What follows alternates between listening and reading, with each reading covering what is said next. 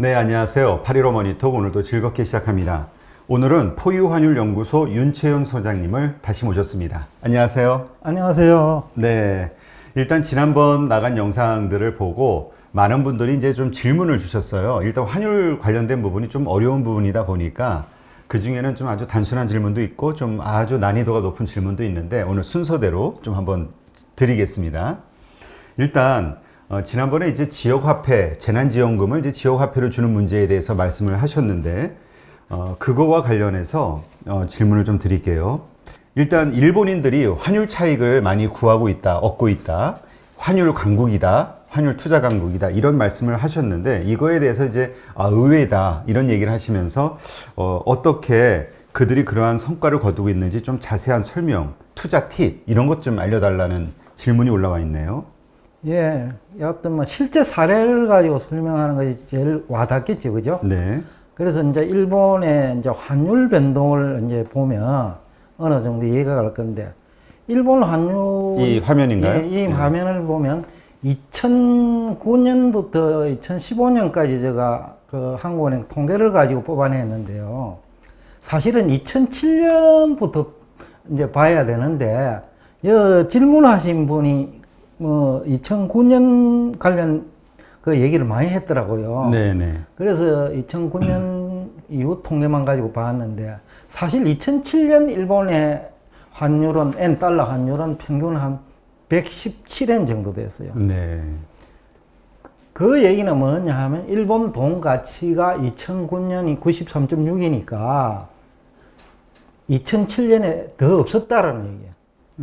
그렇죠? 그러면 이제 2012년이 제일 이제 이 통계에서는 79.78 이러니까 그죠? 네. 이때 엔화 가치가 제일 있었다는 얘기죠. 그러니까 환율이 낮아져야 엔 강세야. 그죠? 네. 그러면 이제 일본인들은 언제 나가는 게 좋아요? 밖에 나갈 때. N이 강세일 때. 강세일 때 나가야 돼요. 그렇죠. 그래야 자기가 나간 이후에 엔이 약세가 돼가 120엔 정도 가버려야. 그거 가서 아무것도 안 하고 있어도 다시 돌아오면 120엔이 돼버려요. 그렇죠. 그래서 외국에 가가 아무것도 안 하고 그냥 있어도 80엔에서 120엔이 가면 50%잖아요. 그죠? 네. 50% 남는 장사가 되는 거예요. 그래서 일본인들은 2011년,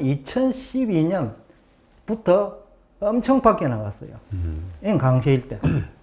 그때 이제 미국하고 유럽이 저때 난리 나잖아요. 네. 미국은 2008년에 이제 난리가 나고 유럽은 그로부터 한 1년 정도 시차를 두고 난리가 나거든요. 그 일본인들이 엔 강세일 때 그 투자 환경이 엄청 좋아진 거야. 외부 환경이. 네. 그러니까 일본에서는 너도나도 미국이나 유럽 가면 떼돈 벌어요. 미국 주가도 2008년 완전히 무너져 버렸잖아요. 그렇죠. 10월 이후에. 네. 그래갖고 2010년까지 거의 뭐 1만선 안팎에서 왔다 갔다 한다고요. 그리고 유럽도 똑같은 현상이 생겼거든요. 2012년 유럽 재정위기 가면서. 네. 근데 일본의 입장에서는 저때가 엔이 강세니까. 그러게 79.8엔밖에 안 했으니까. 그렇죠. 2012년. 80엔이 안 됐으니까. 네. 그러면 120엔만 되면 그 2015년이 121엔이잖아요. 그죠? 그렇죠. 그러면 그때 나가면 3년 동안 아무것도 안 하고 있어도 50%가 남아요. 그러네요. 80엔이라 치고 121엔이니까. 예, 50% 남는 거야. 근데 유럽도 엄청 망가져 버렸잖아. 그렇죠. 미국도 망가지가 주가는 주가대로 박살나고 회사채는 회사채대로 박살나고 그죠? 네. 그러니까 거기 가서 수익이 특히 회사채는 국공채도 마찬가지입니다. 그 만기 구조가 길수록 금리가 높을 때 투자하면 떼돈을 벌어요. 그 보통 듀레이션이라고 하죠. 예, 듀레이션이라고 하는데 이제 그런 현상 때문에 일본인들이 한차손 50% 플러스 2015년 해소했을 경우, 그러면 2012년에 들어갔다고 하면 한 3년 되잖아요. 네. 유럽에서 5년짜리 채권을 사든 3년짜리 채권을 사면 그때 한 7% 줬거든요. 네. 2012년에 프랑스 국공채까지. 이태리는 1년짜리가 거의 20%까지 올라오고 3년, 5년짜리는 50%까지 올랐거든요. 그럼 거기서 3년 동안 한 50% 얻을 수 있다는 거예요. 그죠? 그러면 일본인 입장에서 환차익 50% 플러스 채권 시세 차익 50% 나오는 거예요. 네. 100%가 나온다는 거예요. 그렇죠. 근데 이게 일본 금리 한번 생각을 해보자 이거지. 일본은 거의 1%가 안 마이너스 된다 금리. 말이에요. 1%가 안 된다면 예. 그때도. 그러면 일본에서 아까 예금해갖고 얻는 소득의 몇 배면 1%가 아니고 이거는 100%니까 그죠? 그렇죠. 100년치 이자 소득이 발생하는 거야. 그렇죠. 단 몇 년 만에. 그 중에 절반은 환차익이라, 환시세 차익이라는 거야. 그래서 이게 질문하신 분이 굉장히 이런 분들이 많이 있을 거예요. 그럼 우리도 이런 것을 기대할 수 있는데 언제 나가야 되느냐? 우리 돈이 강세일 때 나가야 돼요. 요즘 1,100원대 이렇게 왔다 갔다 하면서 요즘 강세 아닌가요? 그래서 이 가격대가 제가 볼 적에는 10년 장기 평균 정도로 보면 우리나라 평균 환율이 10년 평균 환율로 보면 1,120원 안팎이에요. 네. 그러니까 1,100원이면 평균에서 나가는 거야. 그게요. 근데 이제 얼마 전에 왜 1,070원, 80원까지 내려갔잖아요. 그랬죠. 그럴 때는 이제 아까 한 차이가 한 5%, 4% 나잖아요. 그냥 4, 5% 먹고 들어가는 거예요. 그때 나가면. 근데 그때 나갈 때 어떤 문제 하나를 고려해야 되나 하면 그럼 외국에 가서 벌써 일본은 그때 아주 좋은 시기라는 거지. 그죠? 유럽 재정이가 오고 미국이 무너졌어요. 그때야말로 아주 좋은 시기. 절호의 찬스야. 네. 쉽게 하면 10년 내지 50년 만에 한번 오는 기회예요. 그러네요. 예? 그래서 이 환율을 안다는 것이 그렇게 중요한 거예요. 그리고 일본은 그때 그런 기회를 맞아서 예. 확 바깥으로 나갔다는 나갔죠. 얘기죠. 유럽 재정 위기 때도 예, 그 유럽에 이전부터 투자하고. 일본의 와타나베 아줌마들은 풍부한 환율 관련 지식을 가지고 있었기 때문에 누가 시키지 않아도 나간 거야. 그걸 잘 아는 그 일본의 얼마 전에 말한 그 수상 이름이 누구죠? 어떤 수상이요? 지금 말고 그 앞에. 아베 수상? 아베가 그런 거 다 알죠. 일본인의 수준을. 그러니까 그 양적 완화 정책을 쓴다고 했지만은 사실은 N화 약세 유도를 하는 효과가 있는 거야. 아베노믹스라고 해서 돈을 막 예. 찍어냈잖아요. 예. 그게 이제 알고 보면 우리는 못 읽어냈지만은 좀 아는 사람 입장에서 보면 아베가 이 주변 환경을 다 파악하고 있다. 예? 그게 돈을 많이 찍어내면서 그 엔화가 이제 약세가 됐잖아요. 그렇게 볼 것이냐? 네. 아니면 환경이 좋으니까 자동적으로 N 약세가 될 수밖에 없는 시점에 아베라 하는 수상이 나타났느냐? 저는 후자라고 보거든요. 왜냐하면 일본이 외환지식이 높기 때문에 일본은 아까 그 화폐 유통 속도가 굉장히 느립니다. 아, 그래요? 쉽게 하면 대출금이 작아요. 자산이 많은 국민들이라 돼가 저축이 많다는 예, 얘기를 예, 들었어요. 자산이 많은 동네라 돼가지고 국가라 돼가지고 그 대출이 많지 않아요. 그런데 저런 기회가 오면 서로 대출하거든요. 일본 금리가 워낙 낮기 때문에. 그러면 금리 1%짜리 빌려가지고 5년이면 100% 남는데 우리나라는 그걸 몰라가 못하는 사람이 많을지라도 일본에는 그런 사람이 아주 작다고 봐야 돼요. 지금 한쪽에서는 일본이 지금부터 10년 이상 이전부터 고수해요. 네. 예? 그래서 이쪽은 뭐 얘기하려고 하면 긴데, 그래서 이제 저 표를 보면 조금 설명이 된 것 같는데, 우리 질문, 선라이저 선이네요. 네. 예.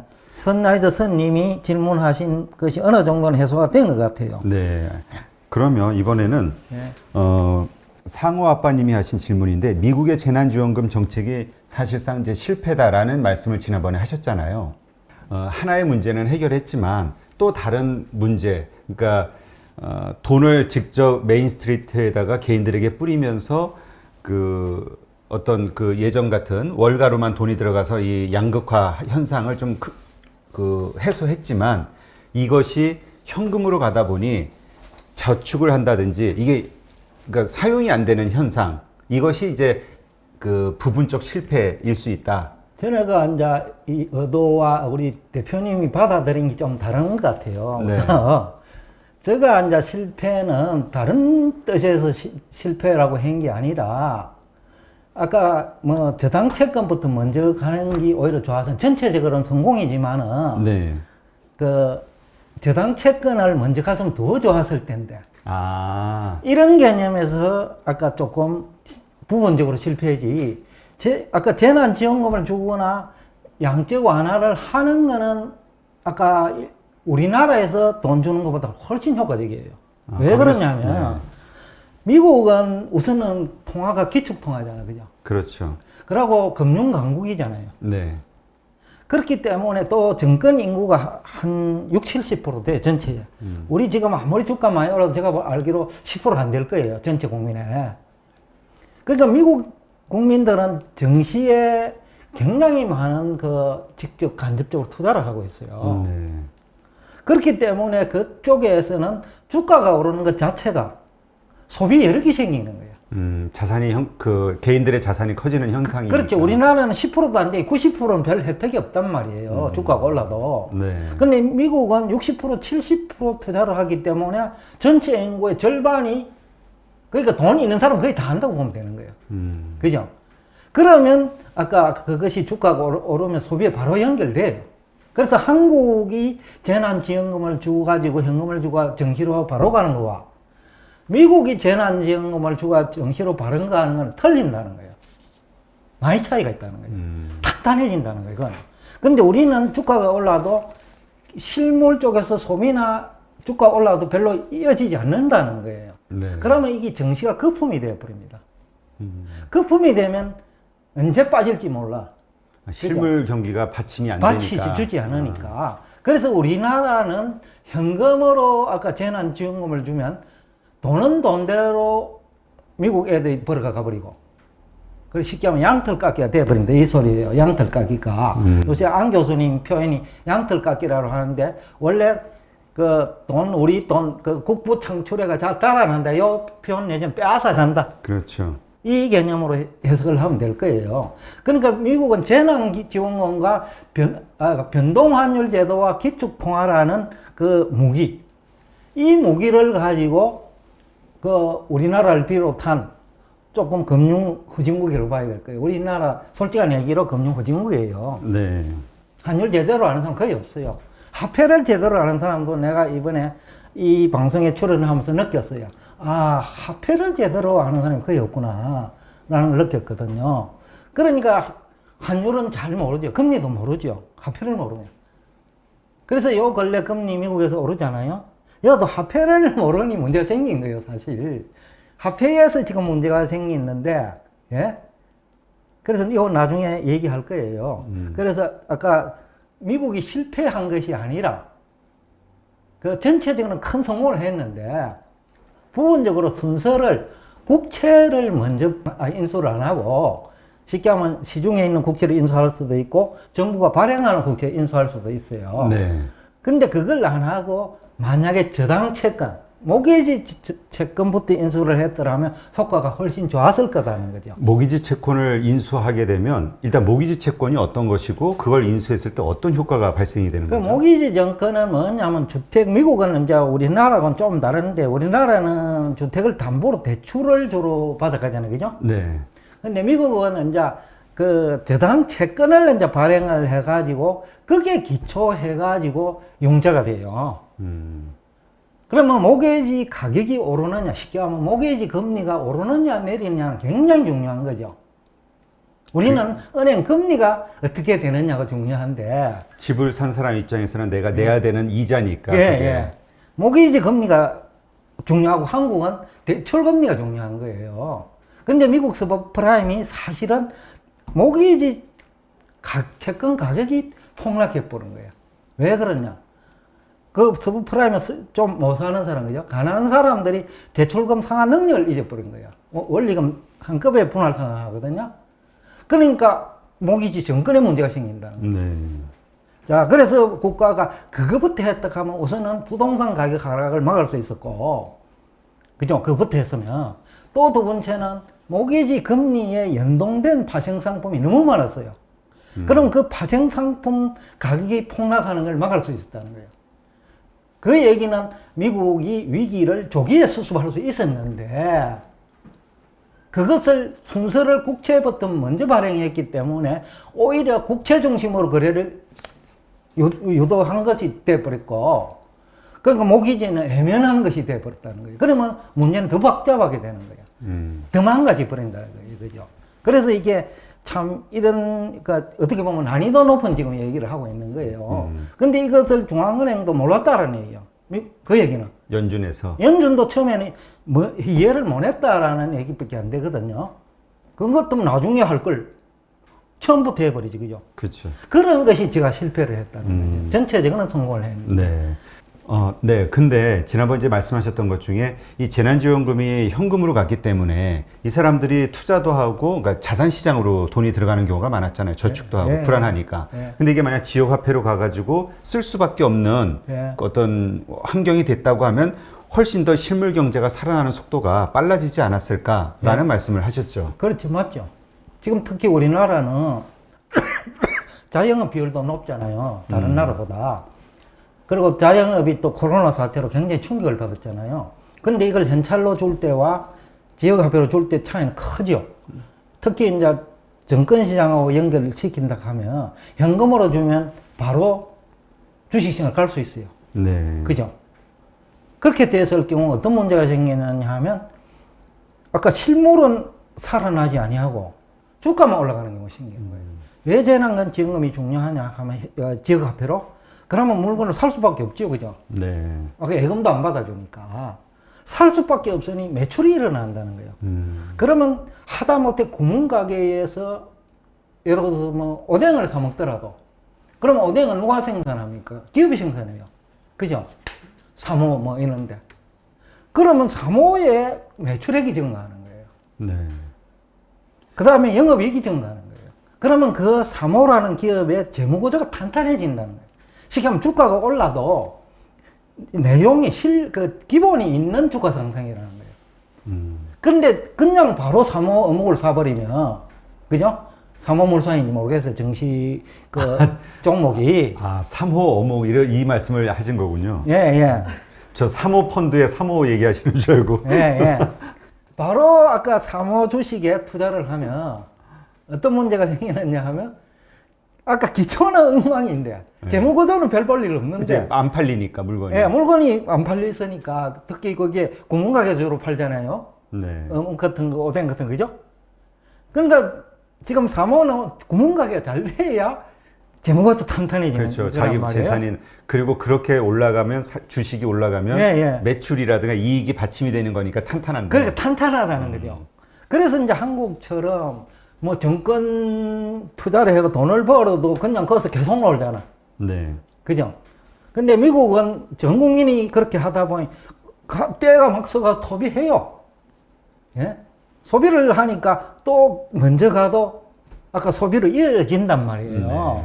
그래서 이게 참, 이게 경제학이 그래서 어려운 거예요, 사실은. 그래서 이제 차이가 큰데 한국은 재난지원금은 제가 볼 때는 무조건 이렇게 하면 너무 가장이지만은 여하튼 가능한 지역화폐 형태로 주어야 됩니다. 일부 이제 시청자들이 현금으로 뭐 바꾸가 뭐 할인 깡이라는 이 표현을 쓰던데 그 몇 개 안 되거든요. 그죠? 그런 부작용까지 만약에 고려한다 하면 정책 못 하는 거예요. 현금은 그러면 부작용 없습니까? 있단 말이에요. 그렇죠. 더 부작용이 클 수 있죠. 아까 이런 국부가 날아가거든요. 바로 주식시장에 갔을 때는 증시 실력이 없기 때문에 능력이 안 되기 때문에 요 근래 그런 현상이 나타나요. 1월부터 지금 한 3월도 안 됐는데 한 25조 정도로 외국인이 팔아갔다 이러잖아요. 그럼 그 사람들이 주가 고점에서 팔아갔어. 근데 우리 국민들은 못 빠져나오는데 주가가 빠지는데 종목으로 보면 엄청 빠진 데가 있어요.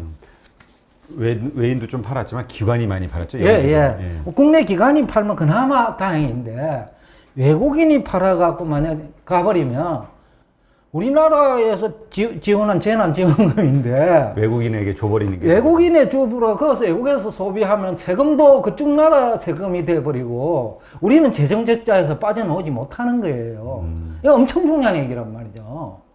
그렇죠. 그래서 그 지역화폐라는 형식으로 이게 자꾸 국내에서 빠른 속도로 소진이 이 승수가 올라갈 수 있게끔 예, 맞아요. 해야 된다는 거. 그래서 지역화폐가 뭐 최소한도로 서울의 현찰로 바뀌기 전에 한 5번 정도 돌아버려야 돼요. 지역에서.